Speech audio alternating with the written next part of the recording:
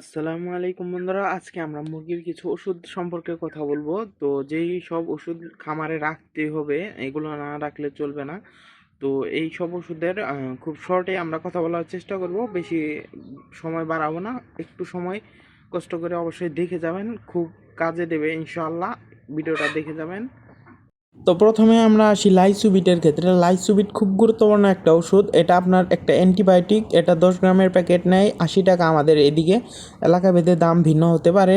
এটা আপনার যে কোনো ভ্যাকসিন বা কৃমিনাশকের পর ওই মুরগির দখল কাটিয়ে উঠতে সাহায্য করে। আর আপনার এটা পাশাপাশি মুরগির রোগ প্রতিরোধ ক্ষমতা বৃদ্ধি করে। তো এজন্য এটা আপনার খাওয়াতে হয়। বাচ্চা বড় যে কোনো মুরগিকে খাওয়াতে পারেন মাসে একবার বা সপ্তাহে 2 থেকে মাসে একবার করে 2 থেকে 3 দিন বা 5 দিন খাওয়া দিতে পারেন। এতে মুরগির রোগ প্রতিরোধ ক্ষমতা ভালো থাকবে, মুরগি সুস্থ থাকবে ইনশাল্লাহ। এরপর যদি আমরা বলি মাইক্রোনিড, এটা আপনার মুরগির টয়লেটজনিত সমস্যা, যেমন রক্ত আমাশয়, আরও বিভিন্ন ধরনের সমস্যা হয়ে থাকে, চুনা পায়খানা, এসবের জন্য এটা ব্যবহার করা। এটা 10 গ্রামের প্যাকেট নেবে 40 টাকা। আমাদের এলাকার এইদিকে নেয়, এলাকাভেদে দাম ভিন্ন হতে পারে। তো এই যে মাইক্রোনিড, এটা আপনার খাওয়ানোর নিয়ম হচ্ছে আমি যে ওষুধগুলো বলবো সবগুলো 1 লিটার পানিতে 1 গ্রাম বা 1 ml করে দিবেন। তো মাইক্রোনিড আপনার মূলত এই মুরগির পায়খানাজনিত সমস্যার কারণে ব্যবহার করা হয়। এটাও একটা অ্যান্টিবায়োটিক। এটা রেনাটা লিমিটেড কোম্পানির একটা ওষুধ, খুব ভালো ওষুধ। এরপর আছে রেনামাইসিন। এটা হলো রেনাটা লিমিটেড কোম্পানির একটা ওষুধ। রেনামাইসিন সম্পর্কে তেমন কিছু বলা নাই। এটা আপনার মুরগির ঠান্ডা জ্বর এর জন্য কাজ করে। এই জন্য এটা আপনারা মাঝে মাঝে দিতে পারেন। একটা বড়ি আপনার 1 লিটার পানির মধ্যে মিশিয়ে দিতে পারেন।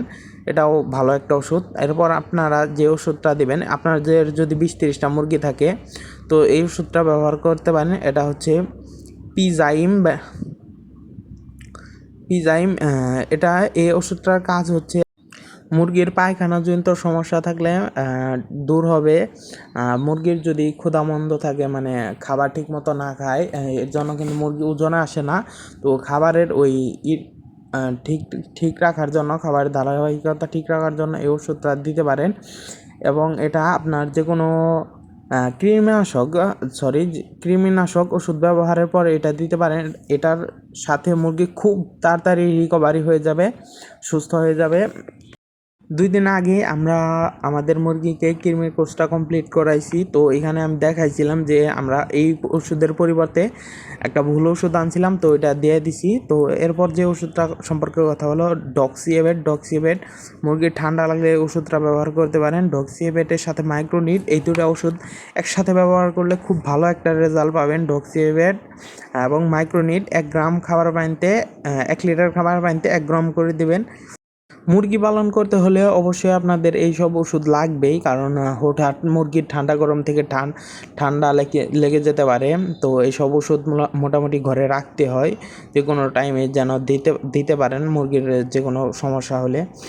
তো আজকের ভিডিওটা এ পর্যন্তই। আশা করি একটু যদি কোনো কিছু জেনে থাকেন তাহলে অবশ্যই লাইক করে কমেন্ট করে যাবেন। ধন্যবাদ সবাই।